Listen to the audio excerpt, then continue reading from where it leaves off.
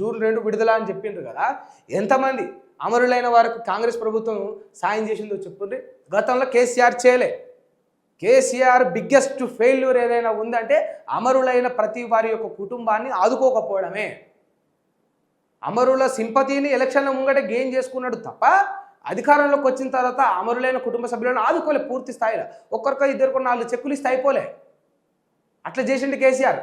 వాళ్ళందరినీ ఆ అమరుల వాళ్ళ కుటుంబ సభ్యుల యొక్క ఉసురు తగులుతుంది కేసీఆర్ నీకని రేవంత్ రెడ్డి గారు అన్నారు. గింత గట్టిగా మాట్లాడితే సింపి పాడేస్తాడరా. మొత్తం ఒక్క కుటుంబాన్ని వదలకుండా 1200 మంది కుటుంబాలను ఖచ్చితంగా పైకి తీసుకొచ్చి రాష్ట్రంలో ఒక స్థానాన్ని నిలబెడతాడు రేవంత్ రెడ్డి అనుకున్నాం. ఈయన ఒక్క అమరుడైన కుటుంబానికి సహాయం చేసిన దాఖలాలు ఒక్కటి లేవు. జూన్ 2 విడుదల నేను కూడా చెప్తాను. జూన్ 2 విడుదల మీరు కూడా చెప్తుంటే జూన్ 2 విడుదల వీళ్ళు చేసింది ఏముంది మరి? జూన్ 2 విడుదల ఎవడైనా చెప్తాడు కదా, అందరికి తెలుసు కదా. ఇవాళ రేపు 5వ తరగతి చిన్న పిల్లోని అడిగినా కూడా చెప్తారు తెలంగాణ ఎప్పుడు వచ్చింది బిడ్డ అంటే జూన్ 2 తారీఖున వచ్చిందన్న అంటారు. నువ్వు ఏం చేస్తున్నావో చెప్పు మరి. రాష్ట్రంలో ముఖ్యమంత్రి లాగుండి అమరులైన కుటుంబ సభ్యులకు ఏం చేసినావు? ఏ జిల్లాలో వాళ్ళు పట్టుకు చనిపోయిండ్రో, ఏ ప్రాంతంలో ఏ ఊరు వాళ్ళు చనిపోయిండ్రో ఆ ఊరు చోట ప్రతి చోట వాళ్ళకు ఒక విగ్రహాన్ని పెట్టాలి. వాళ్ళకి ఆ గౌరవాన్ని మనం ఇవ్వాలి. ఒకరికో ఇద్దరికో టికెట్లు ఇచ్చి రాజకీయంగా మొత్తం రాష్ట్రం అంతా పబ్లిసిటీ చేసుకుంటే సరిపోదు కదా. 1200 మంది బలిదానాలు అయిందని చెప్పిండ్రు కదా, చూసినాం కదా కల్లారా. ఆ 1200 మంది కుటుంబాలలో 12 మందికైనా సాయం చేసినారు. ఎవరు ధరిస్తే ప్రతిపక్షాలు ఉంటే వాళ్ళ పేరు వాడుకునేటోడు.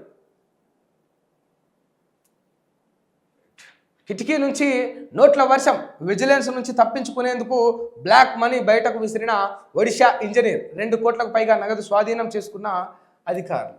ఎగిట్లు ఉంటుంది. ఇప్పుడు ఆయన వెంటనే పట్టేసుకున్న 2 కోట్ల ముచ్చట. ఇప్పుడు ఆయన ఎవరు?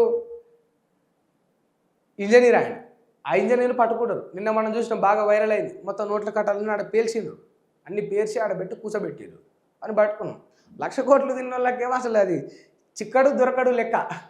1,00,000 కోట్లు తింటే అదే 2 కోట్లు ఏమో వెంటనే కిటికీలకించి పారేవైనా వాడు ఎన్ని స్టంట్లు చేసినా కూడా వాడి ఫట్.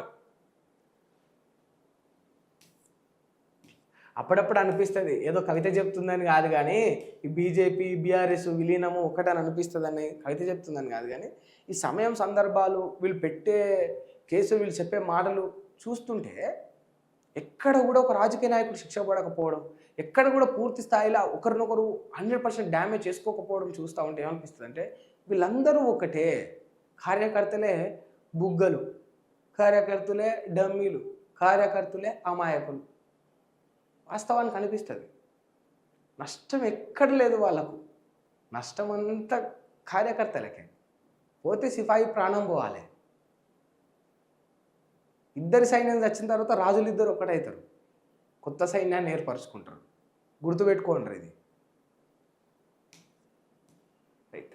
ప్రతిపక్ష ఎమ్మెల్యేలు చెప్పిన వాళ్ళకు ఇందిరమ్మ ఇండ్లు, కేటీఆర్ లిస్టు ఇవ్వలేదు, అక్కడ అధికారులతో చేయిస్తున్నాం, ప్రభుత్వ భూములతో ఉన్న గెట్టు పంచాయతీలు పరిష్కరిస్తాం, వారంలో ఫోరెన్సిక్ ఆడిట్ మొదలు, భూ బకాసురులను బయట పెడతాం, పేదలకు అసైన్డ్ పట్టాలు ఇచ్చేందుకు కసరత్తు చేస్తున్నాం, ఏఐ టెక్నాలజీ సబ్ రిజిస్టర్ ఆఫీసుల్లో అవినీతికి చెక్ పెడుతున్నట్టు వెల్లడి. ఇక మొత్తానికి ప్రతిపక్ష ఎమ్మెల్యేలు చెప్పిన వాళ్ళకు కూడా ఇందిరమ్మ ఇండ్లు ఇస్తాం, కానీ కేటీఆర్ ఆ లిస్ట్ ఇవ్వలేదు, అందుకే మేము అధికారులతో చేయిస్తున్నామని చెప్పాడు. ఆయన అమెరికాలో లిస్ట్ ఎట్లు ఇస్తాడు కానీ